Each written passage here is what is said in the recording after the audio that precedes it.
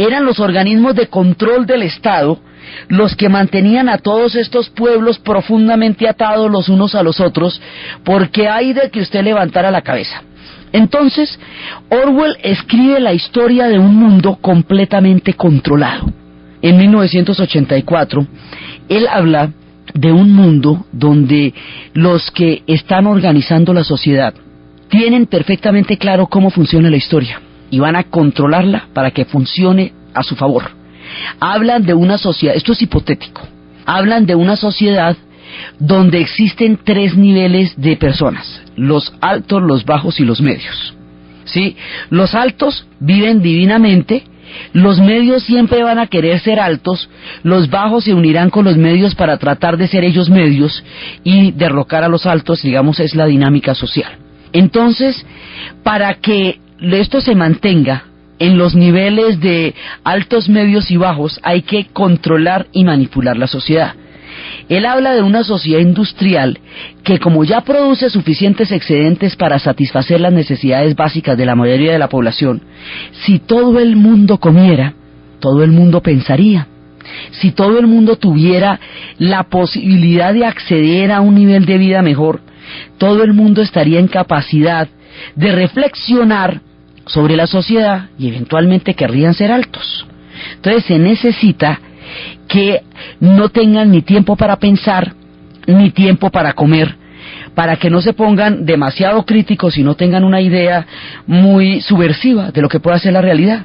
Entonces, para eso, los excedentes económicos se tienen que desperdiciar, porque donde todos se enfocaran en la comida, pues todo el mundo comería, todo el mundo estaría contento, y de eso no se trata. Entonces empiezan a buscar la manera de gastar esos excedentes sin que se pueda generar creatividad. Y la mejor manera de gastar esos excedentes sin que se pueda generar creatividad es la guerra. Hacen y hacen armas y crean guerras, y hacen y hacen armas y crean guerras. De esa manera, mucha gente está trabajando en la industria de la destrucción. Esas armas no son recuperables porque esto se destruye y no genera ningún otro tipo de creación, tampoco sirve para comer. Eso inmediatamente es incompatible con la comida porque usted las balas no se las come. Entonces ponen a la gente en las guerras. ¿Qué tipo de guerras? Guerras que no se puedan ganar, pero que tampoco se puedan perder. Guerras de tablas, como fue la Guerra Fría, una guerra en la que usted finalmente no va a definir nada, pero tiene a todo el mundo ahí. En la guerra usted empieza a manejar el miedo. El miedo, porque usted no puede estar tan asustado que no pueda respirar, porque así no hay chiste. Tiene que estar asustadito, como con panquín. De eso que usted sienta que alguien lo puede salvar. Porque si usted no siente que tenga esperanza que lo pueda salvar nadie, ahí ya no sirve el terror. Tiene que ser un terror del cual alguien lo pueda salvar. Entonces ese terror tiene que tener alguien a quien odiar, alguien que encarne el odio y alguien que encarne la salvación.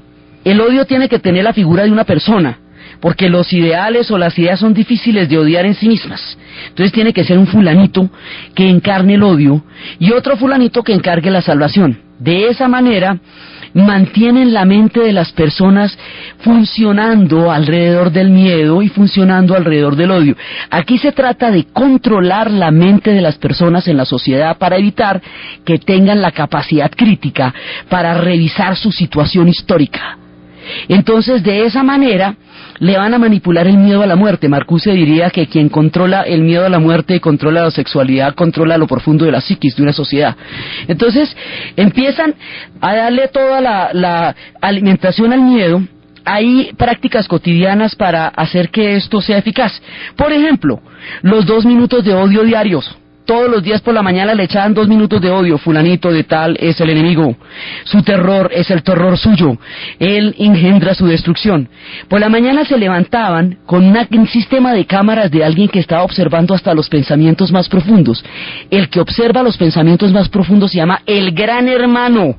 Eso significa, el Gran Hermano es la figura omnipresente de la novela de George Orwell, que se mete hasta en lo profundo de la conciencia de las personas para vigilar qué es lo que piensan. ¿De qué los están vigilando? Los vigilan para que no escriban, porque quien escribe reflexiona. para que no conozcan la historia, porque quien la conoce sabe que se la están volviendo a aplicar. Entonces la historia la van cambiando permanentemente y la van alterando para que usted piense que la situación que vive siempre ha sido así, es eterna y es de la única manera que puede funcionar. Entonces, están revisando permanentemente la historia. Como saben que el pensamiento se expresa a través del lenguaje, hacen diccionarios cada vez con menos palabras, para que usted le disponga de menos elementos para poder expresar sus ideas. De manera que si usted está hablando con muchas más palabras de las que tiene el diccionario, ya empieza a ser sospechoso. Se trata de que todo el mundo crea en este sistema del fanatismo y del odio, porque si no se la cree todo el mundo no funciona. Que se la crea la mayoría. Con eso si hay disidentes son demasiado boleta y se pueden ubicar rápidamente, pero con que la mayoría se la crea está bien. Para que la mayoría se la crea usted tiene que creérsela. Es decir, la cúpula del poder tiene que estar basada ideológicamente en esto.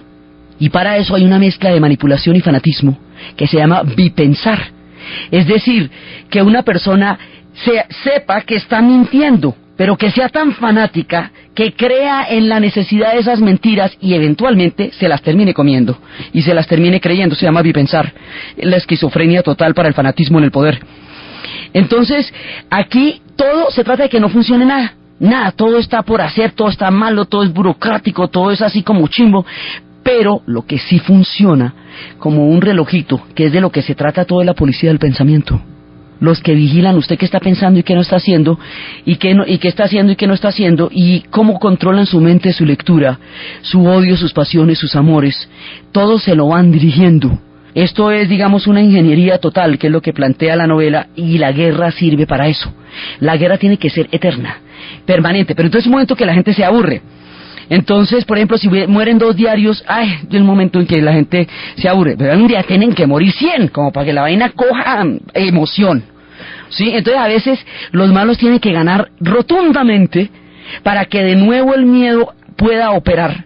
Y a veces los buenos tienen que ganar rotundamente para que haya esperanza. Y a veces, las alarmas se dosifican. Y hay veces se suben las alarmas, y hay veces se bajan las alarmas.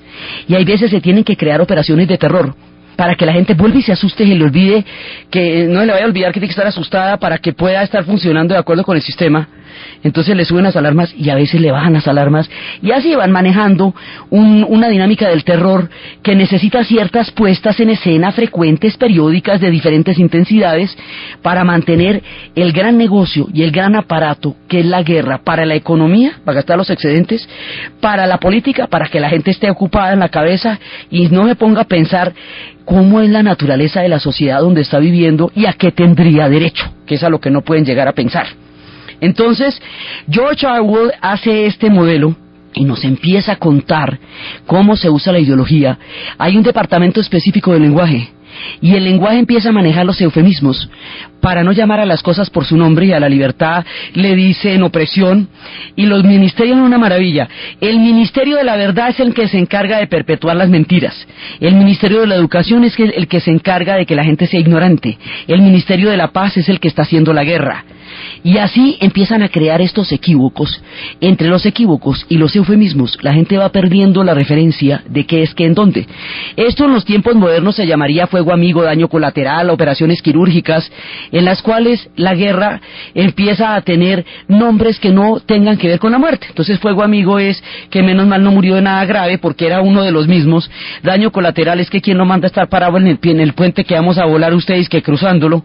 Una operación quirúrgica quiere decir que es lo mismo una cirugía para sanar a una persona de una apendicitis que un bombardeo en un pueblo donde matan gente. Entonces, digamos, el manejo del lenguaje es fundamental para la manipulación del pensamiento. Esta novela de George Orwell, George Orwell muere en el 49. O sea, mire desde cuándo el hombre entendió esto, y él lo entiende a partir del modelo de Stalin. Cuando él